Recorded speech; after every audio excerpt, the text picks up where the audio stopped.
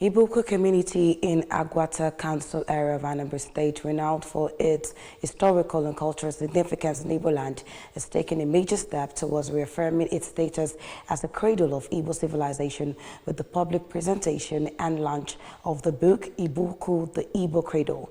The event, which was held at Amachelu Town Hall, Igbo-Ukwu, brought together historians and the creme de la creme of Igbo-Ukwu community. Blessing Dennis was there for ABS.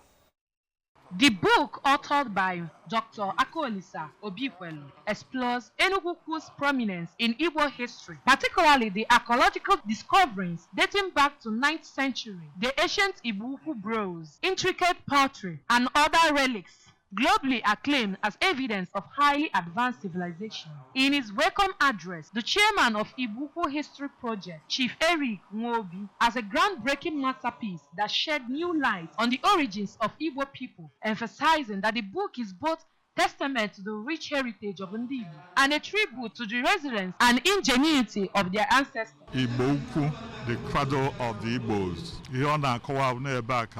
Civilization in Igbo Is Igbo-Ukwu now less important than Terry, for example, or Oka, or Arochukwu, and so on? So one of the things they need to do is to come up with evidence that will contradict what the implications of not talking about Igbo-Ukwu. The President General of Igbo-Ukwu Development Union, Barrister Michael Oba, and Chief Ezechikwado Ikechukwu, an associate professor, emphasized that a deep understanding of history empowers Igbo to build a future rooted in strength and pride, noting that Igbo-Ukwu's heritage serves as an enduring source of inspiration for all Igbo people and beyond.